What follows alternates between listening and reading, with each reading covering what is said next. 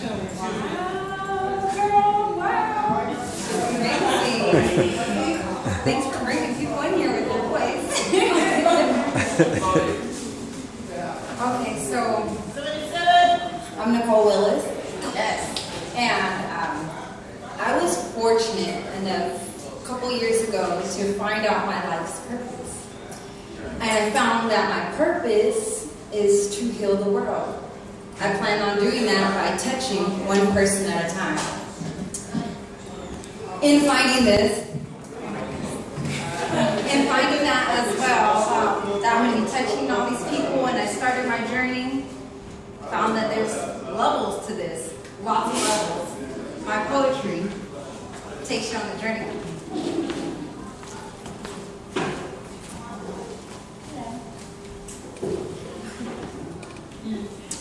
We're developing slowly. Our feelings for ourselves have not yet become unconditional. They're conditional. We never truly loved ourselves while by ourselves. And we truly only love ourselves when we love another.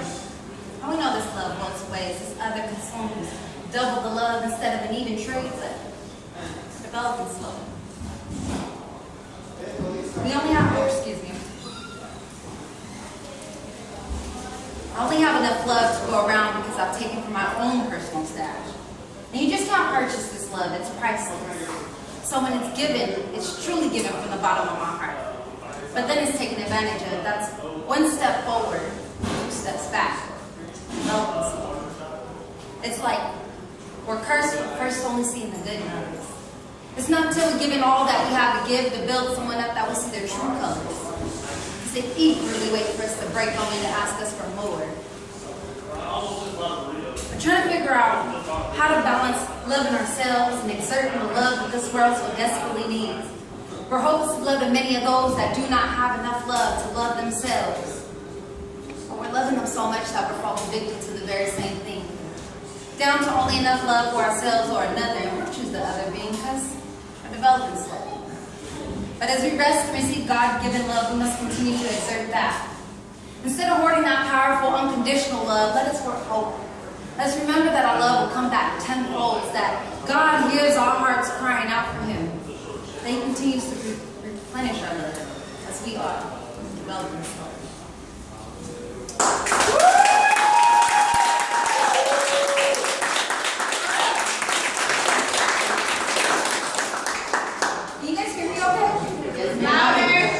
Louder? Yeah, good. Okay, I'm stepping up.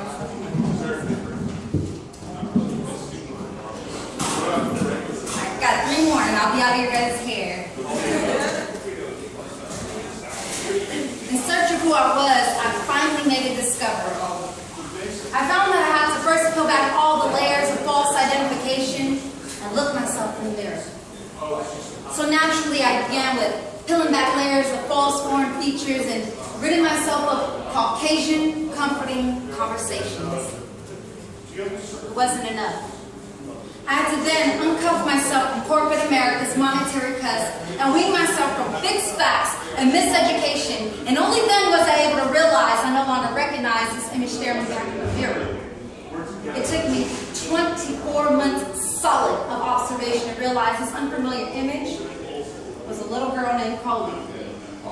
That is, 18 years ago, 8 years old, 3rd grade, familiar, big brown eyes, pure innocence. This little girl was me.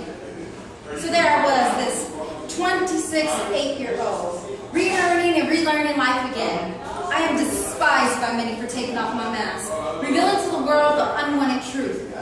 It was our vulnerability and weakness under our layers of false identities to think.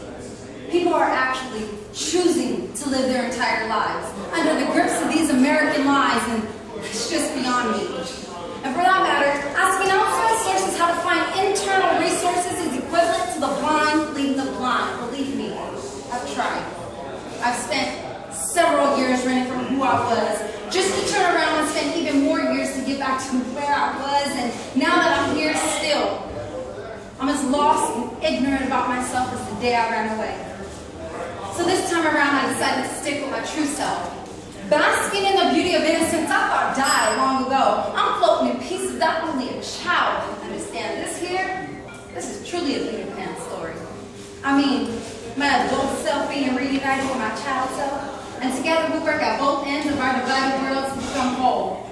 This child in me, she's the very essence of my soul. She uses her echoing monotone voices both breadcrumbs back to her and encoded messages to navigate this body. But this body, I'm only adult flesh, simply used to fulfill the will of God, and I'll be the first to admit that I'm constantly confused by the uncoordinated messages fired off between my conditioned mind and free child playing tug-of-war with my existence. While torn between the two, my two identities are constantly facing off, exposing the naked me. But coincidentally, that very same exposing, unveiling, and peeling back layers of false identities have allowed me the propensity to walk the path set out for me with confidence in my unique stride. No longer is there a shake in my voice, for what I speak is the truth, from the source. There's conviction in my every word for that I am most passionate about, so no one would doubt me, specifically myself.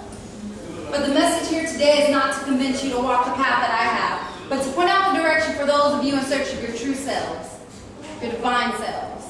My message. What you are searching for is searching for you. And these aren't my words, but believe me, they are words from the wise. No matter how far you run, no matter where you go, there you are. Turns out I've been here the whole time.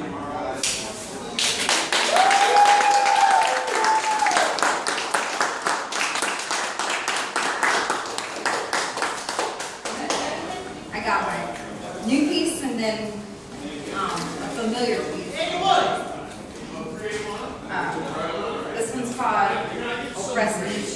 One orange and one green.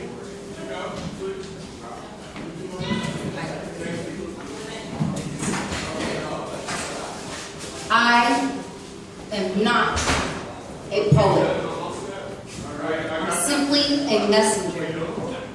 And I'm here to help you find, take back, and keep your righteous minds. There has been a paradigm shift, and our minds have been stolen. They have robbed us for our strength, silenced our voices, and now they celebrate by rewarding themselves with our blood. For centuries, they have wanted our godly masculinity, our goddess-like femininity, our God-given destiny, our dreams, our hopes, our history. They have succeeded. They are taking the very minds of our people. And by triggering us into a psychological state of regression, it is as easy as taking candy from a baby. Literally. Confused as the first day of school, we are not in there to be properly educated. But through miseducation, we are conditioned. We then send our unarmed children off to be systematically uploaded with the agenda of this slave system. As unarmed as we are unconsciously sacrificing our young. Entire generations will have lapsed before we can even fully digest what we have done. Living to work is what they're teaching our kids. We're treated like mice in a maze. They examine how our minds work. It's all the same network, and they are all too familiar with this system. Then we keep ourselves preoccupied, so preoccupied with silly matters. We forget to attend to reality matters. Instead, they'll inform us on what really matters. So far, the agenda is working. Where is our desire for nutritional information? The kind that can help us rebuild a nation. Instead, our communities will let the enemy feed us this propaganda bowl without even considering the ingredients. Their media programs are deliberately feeding our minds those TV dinner meals. And our thoughts are so strung out on these indoctrinations that kill. We're completely numb to the sound of Black Death calling. Therefore, our fingers keep on scrolling. It's said that it takes 10 generations to watch an event from history. Well, that's just fine because that's his story. We have a responsibility to find our own, an obligation to reclaim our throne, to make them pay if they did think to try us. Our forefathers of the Black Revolution died passing down the torch and adhering us to the illusion of inclusion. Glass ceiling is so unrealistic, if you reached out to touch it, you completely miss it. There's another set of rules out there. And we are at war. Internal, belly-aching battles, we are at war. I have a God-given responsibility to help others discover their true reality. This is not a task you can just trust in the hands of the government system. They have altered our realities, for we live in one world and they in This fully lit syndrome runs so deeply and you're killing each other. Our minds have been manipulated. I've personally done the research. They are preying on our ignorant minds as we are preying with ignorant minds, all the while our generations are slowly passing. If we continue to prolong our re-education, undoubtedly we will wake up to a horrific reality where every single child has been brainwashed, and the parents and children alike, indeed, no one will remember.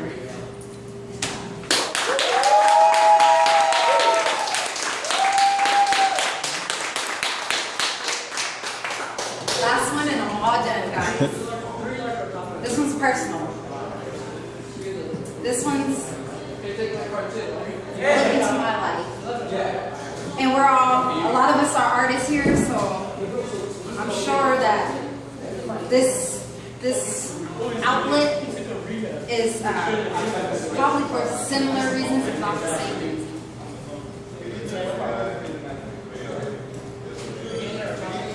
My dad said something was wrong with me. He said it was strange how I expressed myself emotionally, that I was chemically imbalanced, were his exact words. And these weren't words that sunk in right away, but rather words that stuck with me anyway. That's mainly because I thought that was the truth. And therefore, after I began to notice that I was constantly on this emotional roller coaster and nobody else was, to prove my father's words were right all along, pointing out all the exaggerated emotions that didn't belong, I truly thought these emotions were me. That I was born into this world solely to experience sadness indefinitely. So instead, I began to smell a lot so no one would notice. Not even the people who knew me the closest. Like I took happy pills to keep me under happy hypnosis. But this overwhelming sadness still broke through me. It tore me apart until I accepted it as my reality. It was depression. This is a mental disease. It will haunt you down in broad daylight and late at night in your dreams. It greets you immediately when you wake up in the morning, starting first in your head. Then it pours down over your chest, forcing you to velcro your heart from the bed daily. And it's an extremely aggressive disease. It will infect your mind, infest your thoughts, then it won't be long after that it takes over your entire psychological process. I'm a prisoner of my own mind. I fight every day to reclaim what's mine. I fight every day like there won't be a next time. Depression is a mental disease. This is not a diagnosis to be taken so lightly. So when you come across a person cursed with this unfortunate disease, please take a moment to notice you're witnessing a mental battle between two forces in that person you see. But when you turn your attention towards my direction, simply leave your deepest condolences to the mental war you see. Because somebody's going to die in this mental prison soon. And it damn sure won't be